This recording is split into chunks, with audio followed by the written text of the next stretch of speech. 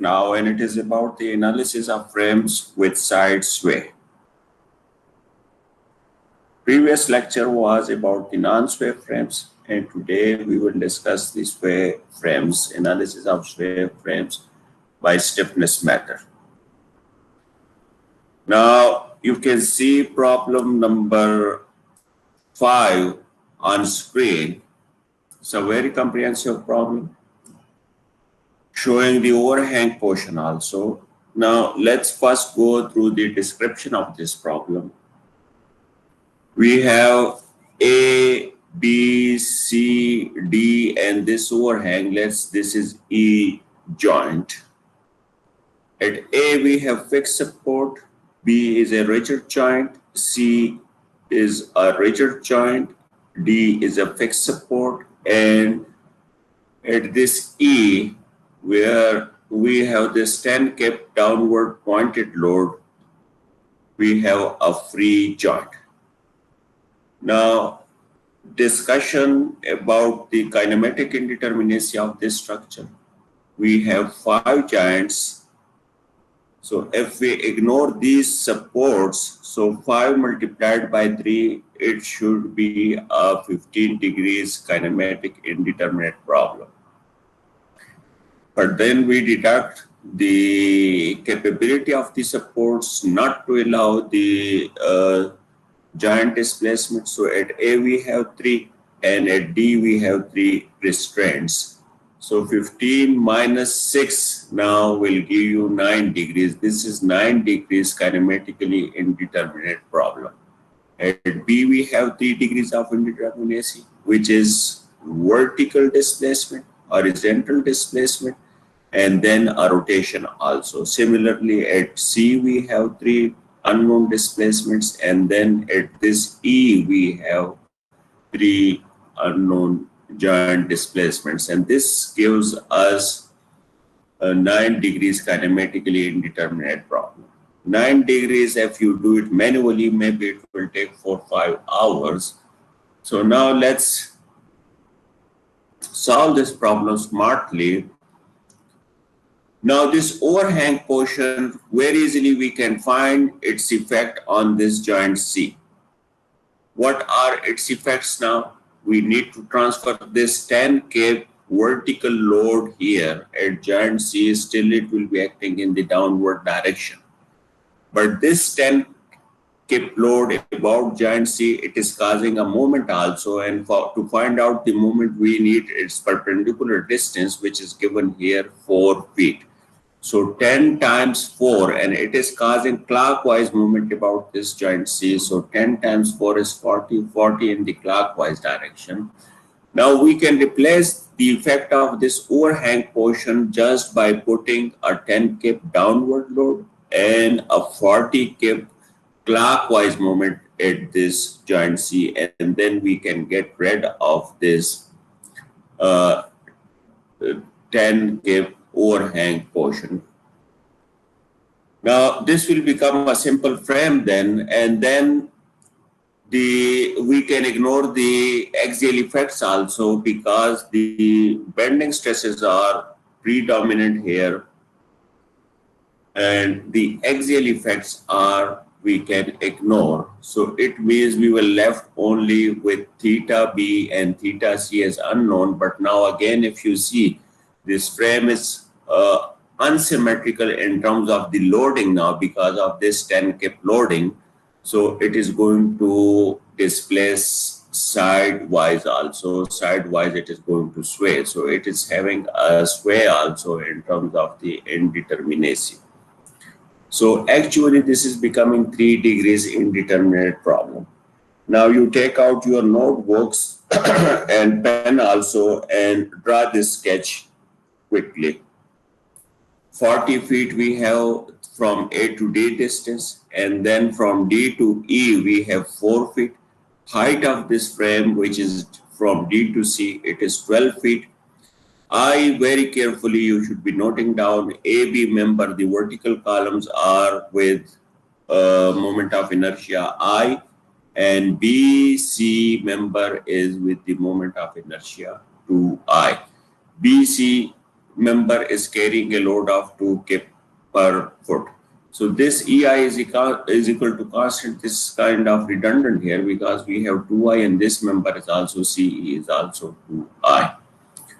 So now note down this one. Now this problem now reduces to 3 degrees kinematically indeterminate problem, and those 3 degrees are theta at B, theta at C, and then this lateral displacement which we call side sway, that is at the level of BC. So delta at B and C level, that is good. And remember, delta at B will be equal to delta at C. At same level, this lateral displacement is going to be the same. So this is 3 degrees kinematically indeterminate problem.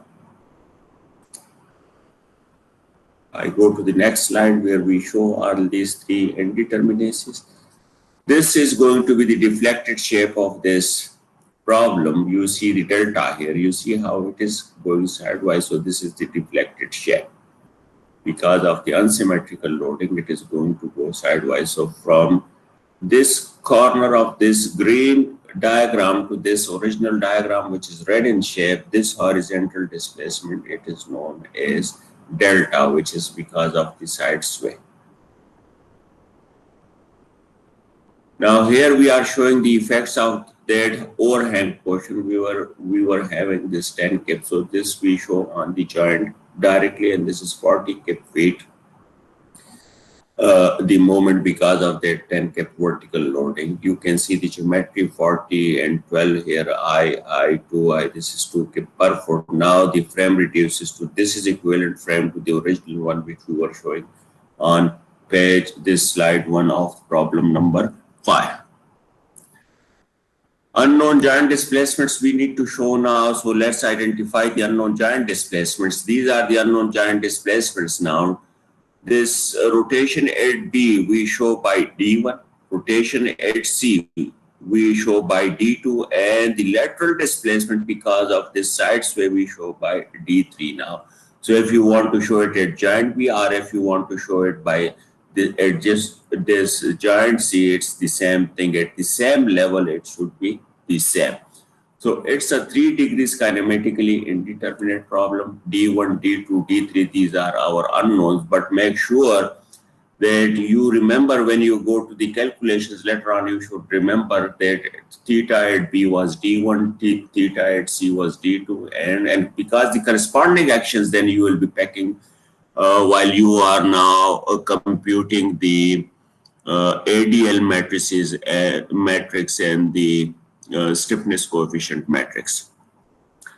Now with this, now we go after the formation of the AD matrix. So D1 corresponding to D1, we were not having any externally applied action. If you go to the original one, we don't have any moment here. Now here we do have a moment. Now if you go to this one, we have a moment here now.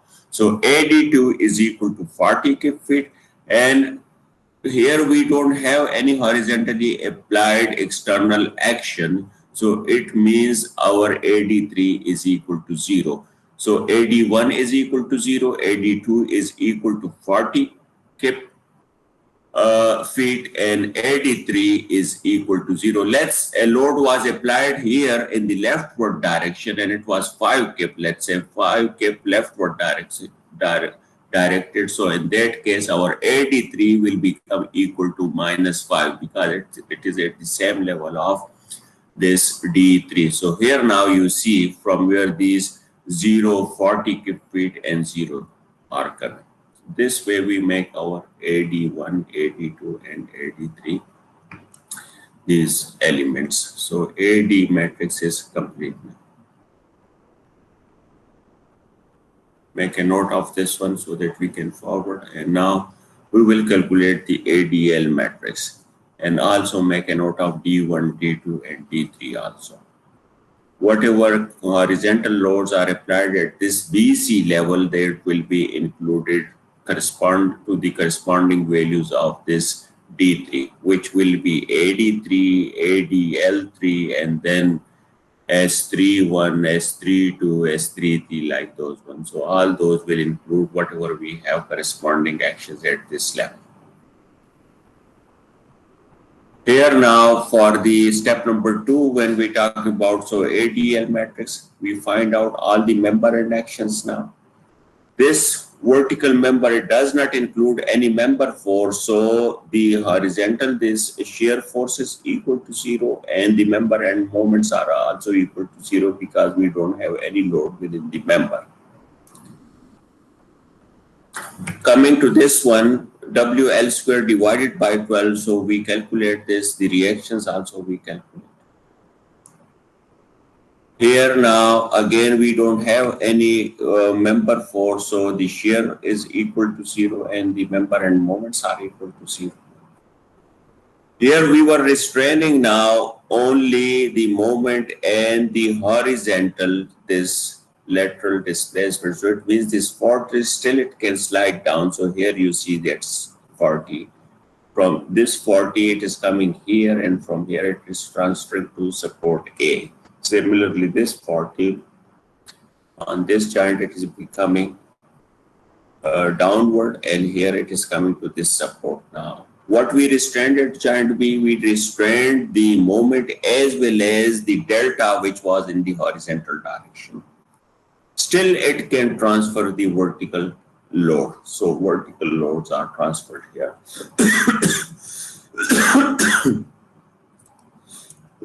Excuse me. Now ADL1 will be corresponding to D1, and D1 was the theta corresponding to B now. So at B, let's find out the moment now. Moment will be corresponding to theta. So here we have 0, and here we have counterclockwise 266.67. So means 0 minus 266.67. That will become our ADL1 value, which is written here.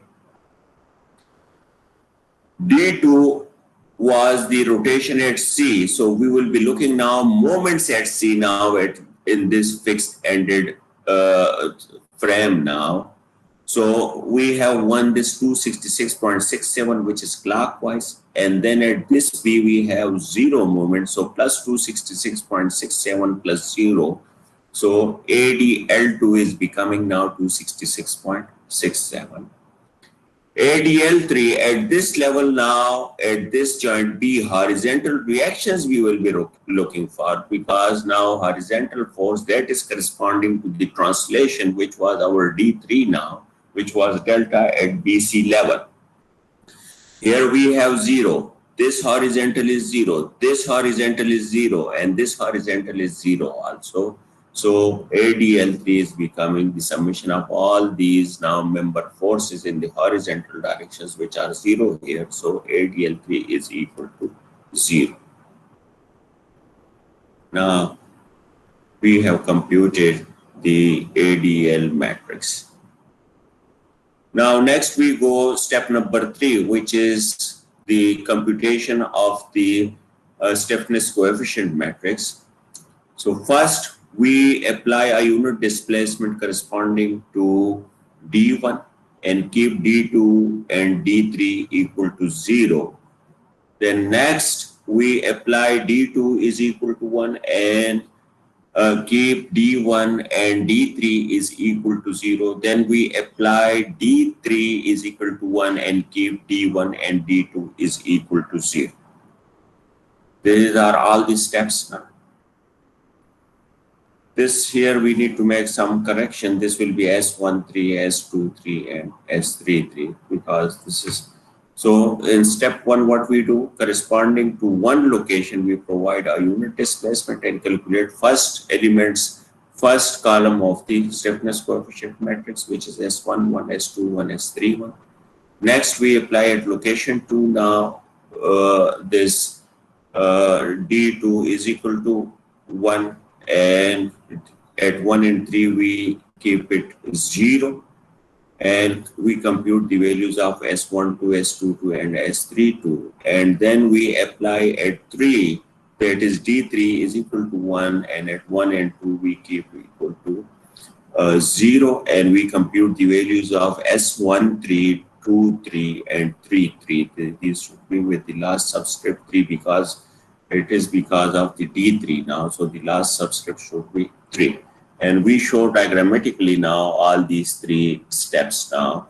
So here now corresponding to D1, we give a rotation. You see clockwise rotation and clockwise rotation you can see in both the member cases. This is the description, what actions we are taking. D1 is equal to 1. So here D1 is equal to 1. You can see theta is equal to 1, theta is equal to 1. D2 and D3 equal to 0. So it means here we have a fixed support.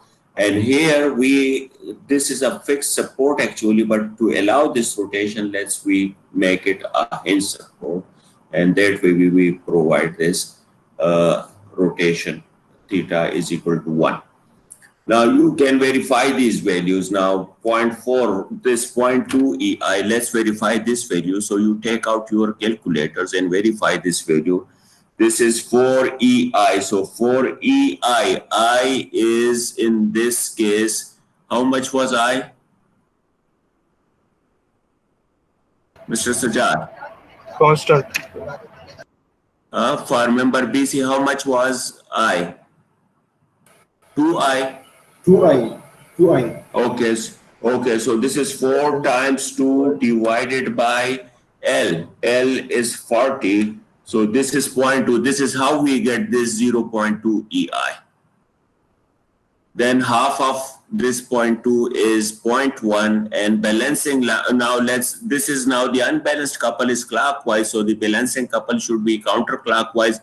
Let's verify this value now. This should be 6 times 2 EI. So 6 times 2 divided by L square. L square means 40 square. So 0.0075. Here you see 0.0075. And this should be also 0.0075. This is a mistake now. This should be also 0.0075 EI because this is a couple. So can you make this correction also while we are? Okay, so these member and actions we have verified for member BC. Now let's go for this member BA. Near end, so this will be 4 EI divided by L. Theta is already 1, so 4 EI theta divided by L. This is the basic equation. So 4 EI, for member BA, we have I. So this will become 4 divided by 12.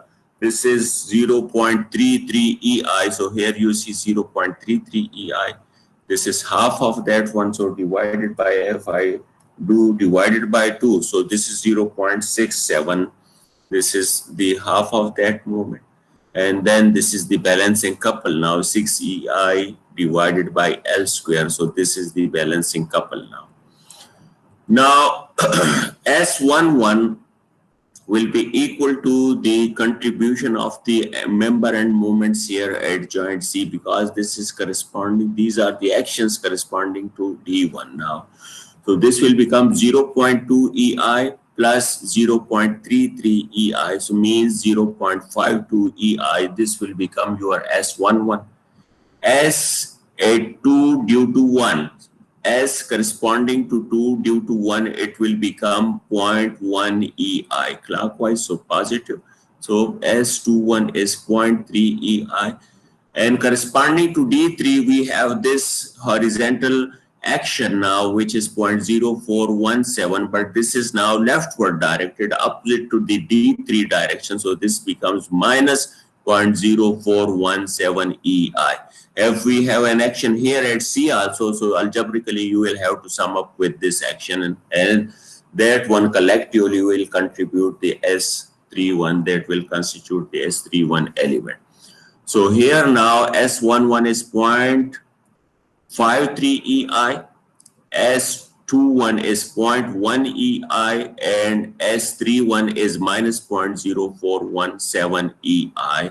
And we show it on the next slide here. S11 you can see, S21 and S31 also. So the magnitudes are clear. From where this contribution is coming, that is clear. And then the signs, those are important things. So the signs are also clear. This was part one of step number 3 now, and now you got the first column of the stiffness coefficient matrix. To generate the second column now, we provide a unit displacement, which is a unit rotation here to corresponding to D2. So here that situation is shown now. Again, you see the deflected shape of when we provide theta is equal to 1 at joint C. Now you can see clockwise, the moments generated clockwise and clockwise at the near end now. Again, for EI theta divided by L, it is half of, this is the balancing couple here. For this member, you can see again clockwise, so moment clockwise, and this is the balancing couple of this unbalanced moment. So you can calculate very easily these values. Now, what will be the designation of this now stiffness coefficient matrix? I can see somebody has turned on the mic and I can see a lot of disturbance. So can you turn off your mic now, please? Okay, thank you. Now, here now, if you see, this is the corresponding value to S12 now. So this S12 is 0.1 EI.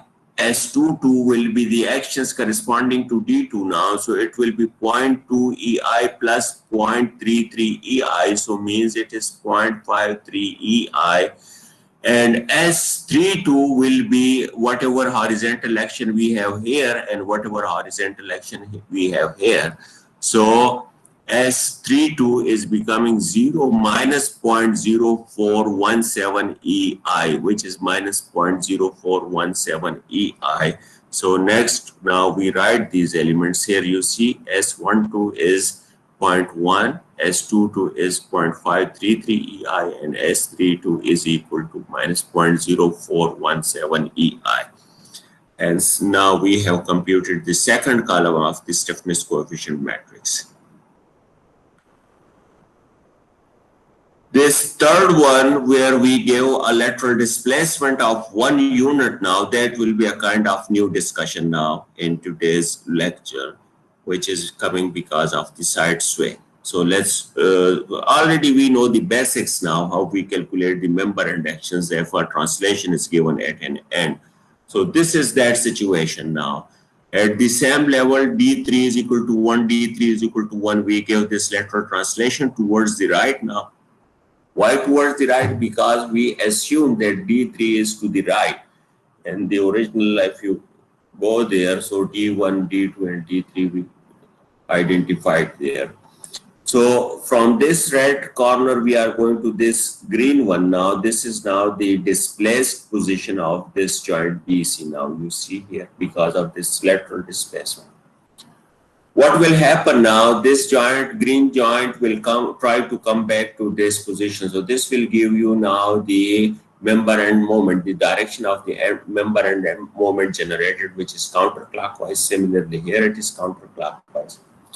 What will be the magnitude of this moment now? It will be 6 EI delta divided by L square. So we can verify this value now. So 6 times EI is 1 here. For the vertical member, we will have to take, because activity is happening here in this member AB. So this will become 6 times 1 divided by L square, which is 12 square. So it is becoming 0.0417 here it is written.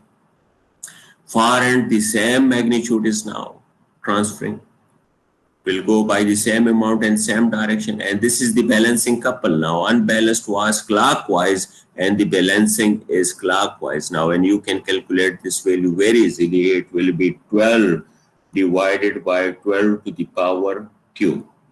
So it is 0.0069 EI. I'm verifying these values also, so you should do the same. This was 12 EI divided by LQ. Similarly, for the right hand side, this I and this length you will have to take now for this member. Why? Because this member is involved now. Let's say it was 6 feet, so L will become your 6 feet in this case, but here it is again 12 feet. So we are taking, that is why we are getting the same moment and the same these shear forces as we got for the left hand side member. Now, as we need to find out S13, S23, and S33 now. So S13, whatever is corresponding to D1 now, and to D1 was rotation, so we will be looking for the member and moments now at this joint B. So from BA, we have a moment of 0.0417, which is in the counterclockwise direction. So this will become negative now. From member BC, we don't have any contribution. It is 0. So S13 is becoming equal to minus 0.0417. S23 is minus 0.0417. And S33, now we are after the values corresponding to D3 now, which was a translation. So for translation, we will be looking for forces now. So we have 0.0069 EI plus 0.0069 EI. So this will now give you the third column of this stiffness coefficient matrix. So S13 signs both, and then S33 is 0.0069 plus 0.0069 EI, and these values are recorded here. Here you see the negative signs with these moments, and then S33 we are adding these two numbers. So this is S33 now. Now, while we have formulated the stiffness coefficient matrix now, let's write this in a very nice form. So here at the right bottom, you can see now this, we have recorded this stiffness coefficient matrix. All the values are here. EI was common, so we took it out common, and then you can see the numbers here. Now look for, this is the journal check now, this is the main diagonal, always it has to be positive. Now this is S21, so it must be equal to 1. Here you can see it was 3,1, so it must be equal to 1,3. Similarly, diagonally you can see this one. This is 3,2 must be equal to 2,3. So you can see all the symmetry, and it's a square matrix also.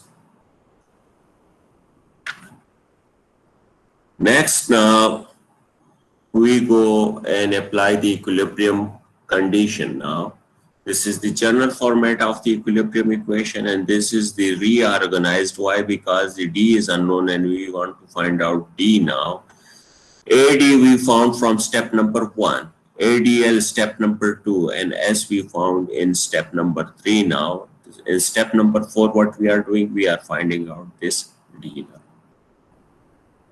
So all the values now you see here, this was the stiffness coefficient matrix.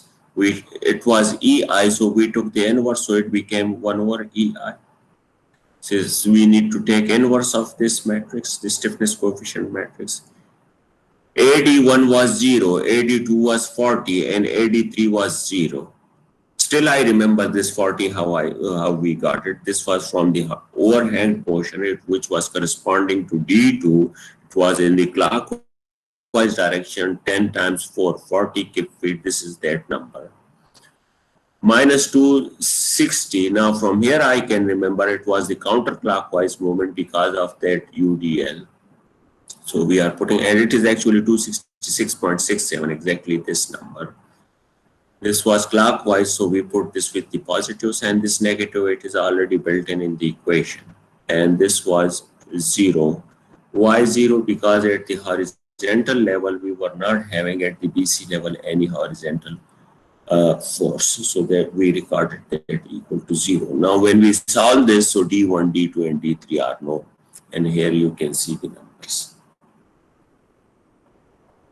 Now here we say that the member and actions and drawing the shear force and bending moment diagram, that will be the class activity. So you can do it in your own time now to find out all these member and actions and draw to draw the shear force and bending moment diagram.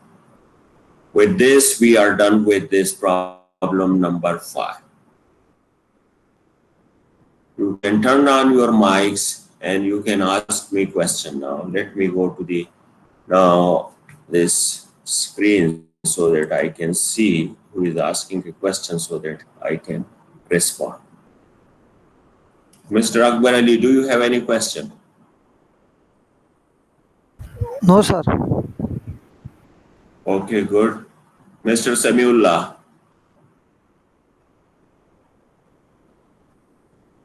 No, sir. Clear. Okay, that's good. Mr. Fahad Rashid. Sir. Yes sir sir आपने जो redundant find किया location 3 पे S matrix में sir इसमें ज़रा मसला है ये चले वहाँ पे चले। अच्छा वहाँ पे चले जाते हैं ना। अच्छा आप कह रहे हैं कि पार्ट 3 ऑफ स्टेप 3 यही पे आप कह रहे हैं कि यहाँ पे मसला है। अच्छा अच्छा कौन सा मसला है सर? ये 0.0417 सर ये 4EI/12 हमने नहीं लिया था लास्ट टाइम जब हम मोमेंट्स फाइंड कर रहे थे। हाँ तो 4EI और L हम अभी भी ले रहे हैं ना सर। ये 6EI/L से आया, L स्क्वायर से आया। और ना ये तो डेल्टा की वजह से हो रहा है ना। This is because of the delta, it is not a rotation ना। देखिए ट्रांसलेशन हम दे रहे हैं ना, तो ट्रांसलेशन के लिए क्या है 6EI delta divided by L square. Rotation जब आप देते हैं ना तो नियर एंड पे आपका जो मोमेंट जनरेट हो रहा है वो 4EI थीटा। देखिए थीटा हम कह रहे हैं 4EI theta divided by L, लेकिन जब आप ट्रांसलेशन देते हैं डेल्टा देते हैं so that is 6EI delta divided by L square. आप समझ रहे हैं? Yes sir. ये तो हमने डेरिवेशंस भी की थी और ये सारी चीजें हमने डिस्कस की हुई थी। ट्रांसलेशन और रोटेशन में अभी आप फर्क जाने कि अगर आप रोटेशन देते हैं तो 4EI theta divided by L होगा आपका एंड मोमेंट नियर एंड पे, और अगर आप ट्रांसलेशन देते हैं तो वो 6EI delta divided by L square होगा। Okay sir. ठीक है, तो अब आप 6EI delta divided by L square से आप वेरीफाई कर सकते हैं, यही आएगा आपका वैल्यू। यस सर, यही आ रही है। अच्छा ठीक है, now anybody else? Thank you sir. Okay, we have more also problems coming which will be more complicated now. It was a relatively not much complicated, लेकिन वहां पे जाके ये सारी चीजें आपको क्लियर हो जाएगी। So still if you don't ask me, maybe you can ask in the end of the lecture also today that now why we have this number and how can we prove this. So can we go to problem number 6 now? Okay, I assume that we can go now. Okay, thank you. Here now, a very interesting problem, problem number 6. Analyze the given frame using stiffness method. F the yielding of support D. This is support D now. At the right bottom corner, you can see support D, which is fixed. Yielding, it means it settles down and it goes to the right also. So, yielding of support D to the right downwards. What the two directions there? Right, it goes to the right. How much by right? 20 over EI. And downward, how much it goes downward? It goes 50 over EI respectively. So first you need to understand the statement now, what is given in the problem. The D goes to the right by 20 over EI and it settles down also 50 over EI. So it downwards, right and downwards. So it means it is coming somewhere here to this location, and this will be now the new location of this one. It will be shown in the next diagram now. You look at the geometry now. At A we have fixed support, at B a rigid joint, C rigid joint, and D we have a fixed support. Now, AB, the vertical now, AB, this is 10 meters, but CD now, if you see, it is 5 meters now. BC, which is horizontal, it is 10 meters now. If you look at the configuration of this one, also you can see AB is 4I, BC is 4I, and CD is I only. Now, if when this lateral load of 11.12 tons at B is applied to the right, it is going to go sidewise. Why sidewise? Because nothing is here at BC level to hold or to prevent this lateral displacement. So this is a side sway frame now. And remember, delta at B will be equal to delta at C. Delta we use for the translation. So if you look at the diagram, it is a 3 degrees kinematically indeterminate problem if we ignore the axial effects. Which one are those 3 degrees? Theta at B, theta at C, and delta at BC level. Those are the 3 unknowns. So quickly, if you can draw now, it is a side sway frame and it is involving the support now, displacements also, 20 over EI and 50 over EI, right? How to accommodate that into calculations? So it's very easy. This again, this take EI is equal to constant. This is kind of redundant because already the I values are given 4I, 4I, and I. Make a note of this problem so that we can go to the next slide where we will be identifying, we will be labeling our unknown giant displacements.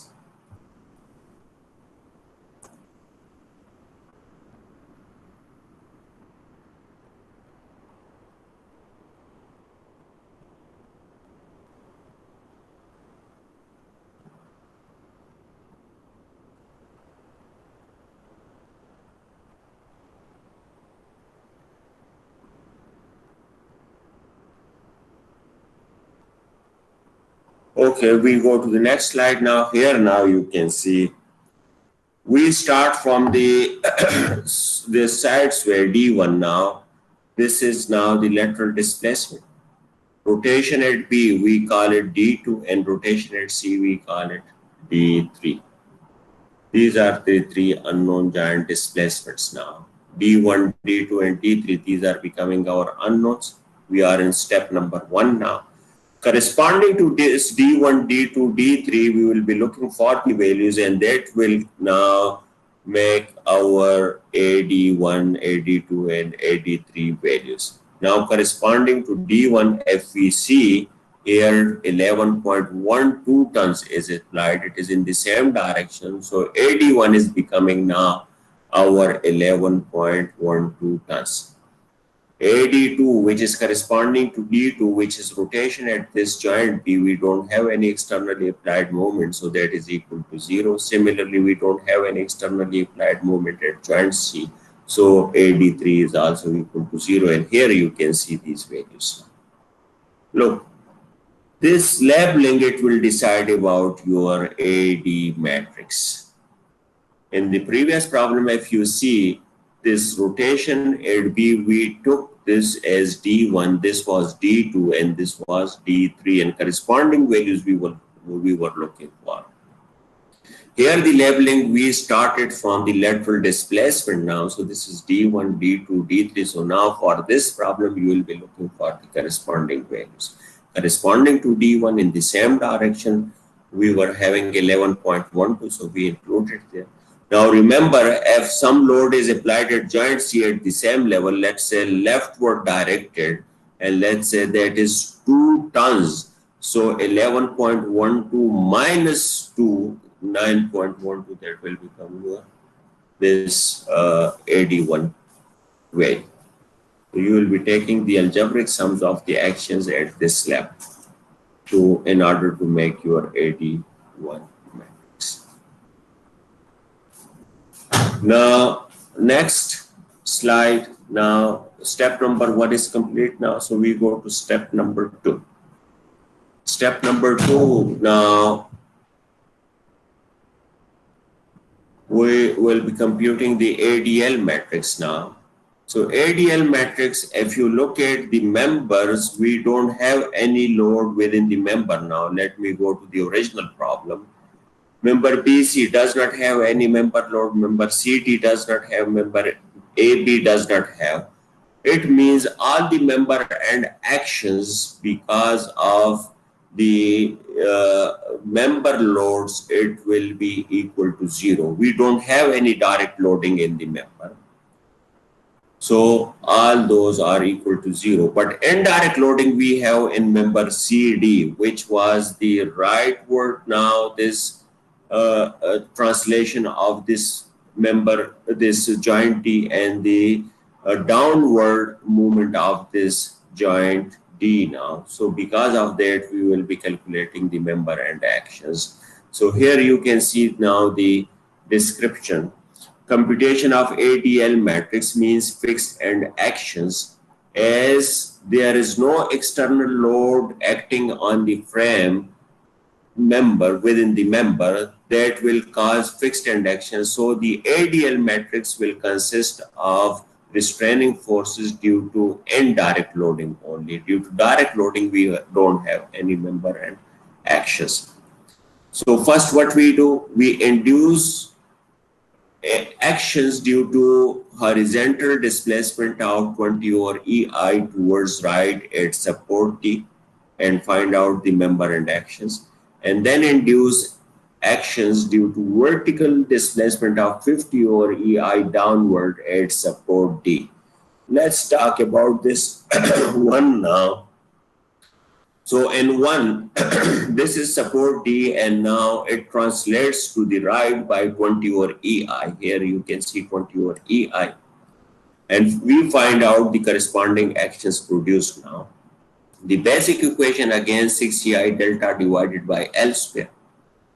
Now 6 EI is equal to 1, and this was 20 over EI.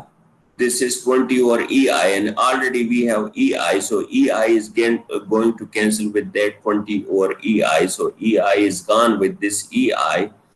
20 is here, so 6 times 20, this is the value of this delta now, and divided by L square, this L is 5. So 6 times 20 divided by 5 square. So 4.8 ton meter, this is the moment produced because of this right translation at support D. At the far end, it will go by the same magnitude. Again, how to take the sign of this moment. Again, this green line, it is trying to come back to its position, and this will give you the direction of the moment generated. So 4.8, 4.8 balancing couple now you can find out with the help of this one. 12 EI, I is 1 now, delta is 20 over EI divided by L cube. So you can run this number and you can find out. So simply it will be, let me take my calculator, 12 times 20 and divided by L cube. So 5 to the power 3 is equal to 1.92. So here you see 1.92. Again, make sure that you take the right direction of this couple now. This unbalanced was clockwise, so the balancing should be counterclockwise. All member and actions we found. Now let's find out the ADL matrix now. ADL 1 prime. Why prime we are bringing in? Look, due to direct we didn't have anyone, so those are 0 now. Because of the indirect we have two situations, horizontal translation and vertical translation. So horizontal translation values generated, we include that as a prime values now. F, because of the direct loading we were having member and action, so again that one we make first prime, then this value will become double prime, and the following one will become the triple prime values. ADL1, from where we are taking this now, minus 0.192 tons. This is this value now. Why D1 was translation at BC, that was our unknown, this side sway value. And corresponding to that, we have this action, which is minus 0.192. So this is how we record this value. ADL2 corresponding to D2, we don't have any moment now. So this is becoming equal to 0. Corresponding to D3, we have clockwise means positive 4.8. So this 4.8 tons meter, it is included as ADL3 values. Now downward, it is moving downward also. How it is going to move downward? Next step. So it is coming 50 over EI here. So it means this joint C will also come by the same amount, which you can see here. Look, this is giant D. It is translating downward by 50 over EI, and this is coming by the same 50 over EI. This giant also it is coming down. Now, no forces are generated, shear and moment in this member CD. But when this giant C moves down, so it is now again settlement of this one. Delta we have as this giant C now, and it will try to come back now because of this transition. Now it's, so what will happen now? Member and action will be generated here. What will be the magnitude? It will be 6EI delta divided by L square. So 6EI is how much for this? It was 4I. Delta is 50 over EI. So EI will cancel with EI, and then 50 times 4, it is 200. So 6 times 200 divided by L square. This L is 10 meters. So divided by 10 square. So 12 ton meters. At the far end, as it is now a translation, so it will go by the same amount in the same direction. So this 12 ton is coming here also. And this is becoming our balancing couple, which will be 12 EI delta divided by L cube. So you can verify these values. Now, ADL1 double prime will be the horizontal, which is corresponding to D1 now. So we don't have any horizontal action here. We don't have any horizontal action at joint C also. So this is 0. ADL2 is this minus 12 ton meters, which is recorded here. And ADL3 double prime is this minus 12, which is recorded here. Now, the algebraic sum of due to direct load member and actions, due to indirect part 1, which was the horizontal translation, and because of the vertical translation, we need to add them up. And this way we get our ADL1, ADL2, and ADL3 matrix. Here you can see this is minus 1, this one you can see, and here if you see ADL3 prime and this one, so 4.8 and minus 12 here. This way we get this minus 7.2. This plus this was minus 1.92, so it is written here. ADL2 prime plus double prime, so minus 12 it is written here, and here ADL3 prime plus double prime, so 4.8 minus 12, it is minus 7.2, it is written here. This is how we involve the settlements and all these things in the calculations. And settlements, it is going to generate the member and actions which will be included in the ADL matrix. Next, now we go and compute the stiffness coefficient matrix. Stiffness coefficient matrix. So first what we do, D1 we are keeping equal to 1 and D2 is equal to D3 is equal to 0. How can we provide this situation, this condition now? Here we provide a roller guide, and the roller guide, it can only slide in the horizontal direction. So we have slided that towards the right now. So this joint, B joint, it is coming here, and joint C, it is coming here. And you can see D1 is equal to 1 we are providing. Why here we give the priority to the horizontal translation? That was our D1 now. So correspondingly, we are providing the displacement now. When we provide this, so now you can find out the member and actions. This will be 6EI delta divided by L square, this member and moment. And the direction you can verify counterclockwise. To the far end, it will go by the same. So counterclockwise unbalanced moment, it has to be balanced by the clockwise. And these now this couple magnitude will be 12 EI delta divided by L cube. Let's verify this 0.24 EI. So we are having 6 times 6 EI. EI is 4. Here it is written. So 6 times 4 divided by L square. L square is 10 square. So divided by 10 square, it is 0.24. So 0.24 is written here. 0.24 is here also. Let's verify this 0.24. Look, it is half length now, 5 meters, but how come this 0.4 is coming? Here you can see this is I instead of 4I. So let's verify by the actual values now. This will become 4 times 1 divided by 5 square now. So no, this will be not 4 EI. This is 6 EI actually, because of the translation we are calculating. So 6 times 1 divided by L square, which is 5 square now. So this is 0.24. So here you again you see 0.24 and 0.24, and this is the balancing couple now. The member and moments are equal, but now when you go to the 12 EI delta divided by L cube, so you see this couple value is different from this one. Let's verify the couple value also. I'm verifying this 0.048. So this will become 12 EI is 4 divided by L cube. So 10 to the power cube now, and it is equal to 0.048 EI, which is written here. Let's verify this value. So this will become 12 times EI is 1 divided by L cube. So 5 to the power cube now, which is coming 0.096. So this is 0.096 now.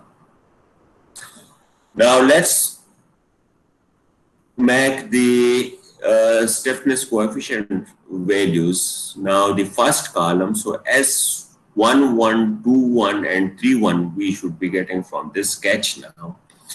S11 corresponding to D1 we will be looking. So it will become 0.048 plus 0.096, which are recorded here, and when we add them up we get 0.144 EI. S21 corresponding action to D2 is now this counterclockwise, so means minus 0.24 EI. This will become our S21, which is written here. And S31 corresponding to D3, now we have this action which is minus 0.24 EI, so minus 0.24 EI.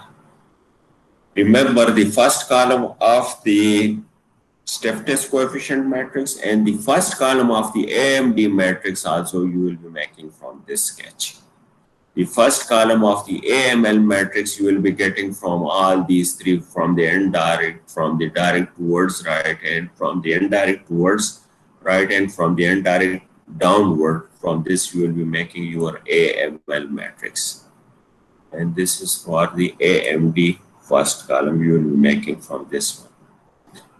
What is next now? Corresponding to D2 now. So D2 will become equal to 1 and D1 is equal to D3 is equal to 0. And we will find out now the member and actions. So here now you can see corresponding to D2 we are providing theta is equal to 1 and theta is equal to 1. Member and action now, this is theta, so 4 EI theta divided by L equation we will be using. Let's verify this value. So this is 4 EI is 4 now divided by L. L is 10. So this is becoming 1.6. So here we see this 1.6 now. Let's verify this value. This value will become now 4. Again, EI is 4 divided by 10. So this is 1.6. 1.6 is written here. Rest of the positions are clamped now. Far end is half of this value. So 0.8 you see, 0.8 here you see. Balancing couple you can find out. Now let's make the second column of this stiffness coefficient matrix. So S21 not to one, S12, S22, and S32 will be making from this diagram now. S12 will be whatever is corresponding to D1 now, which is minus 0.24 EI. Here, this value from here we have 0. So minus 0.24 EI. S22 now corresponding to D2 we have moments now. So 1.6 and 1.6. So here we see both are clockwise. So we take them positive. 1.6 plus 1.6, 3.2. S at 3 due to 2, S corresponding to 3 due to 2. Now we have 0.8 EI clockwise, so S32 is 0.8 EI. Second column we have. For third, what we will do now, D3 is equal to 1 we will apply, and D1 is equal to D2 is equal to 0 we will show. So here we will be applying a clockwise moment now, clockwise rotation now. So clockwise means this CD, it will deflect this shape. So here it will be clockwise rotation, and this will go up and come here, and this point is fixed now. So again, if you see, it is a clockwise rotation. So here you see the situation now. D3 is equal to 1, D1 is equal to D2 is equal to 0. So here we are providing clockwise and clockwise rotation. Clockwise moment generated, clockwise moment generated, far and half of that moment. And this is the balancing couple now. For the vertical member, it was clockwise unbalanced movement, so the balanced movement will be clockwise. Similarly here, the unbalanced movement was clockwise, so the balancing couple is going to be clockwise, counterclockwise I mean. Now, identification of the various stiffness coefficients. So S13 now, whatever horizontal actions we have corresponding to D1, here we have 0, but here we have minus 0.24 EI. So S13 is minus 0.24 EI. S22, here we have 0.8 and here we have 0 member and moment. So 0.8 EI. Then 33, which is here. So 1.6 plus 0.8, here you can see. So 1.6 plus 0.8 is equal to 2.4 EI. This is our S33. Now, when we have the third column completed, here you can see now at the right bottom here, we see this is the stiffness coefficient matrix now. Again, from step number 1, we got the AD. From step number 2, ATL matrix. From step number 3, the stiffness coefficient matrix. Now we can write the equilibrium condition. So step number 4, you can see the standard format of the equilibrium equations with all the 4 parameters now with one unknown D. So we reorganize this, and D is becoming equal to S inverse AD minus ADL. We plug in the values here and find out D1, D2, and D3. After this, you will get rest of the problem to find out the rest of the member and actions, and to draw the shear force and bending moment diagrams is your homework. Now, before proceeding further, now it's a good time, I think, to take the break now. Mr. Sajjad, what do you think? Should we take a break now? ठीक है, तो 20 minutes break we are taking. It is now 9:30, so you should be back by 9:50. We'll be continuing at 9:50. Any question till now? Okay. Is there any question? Clarification? Okay, very good then. Okay, you go for a break now. And when you come back, we will continue.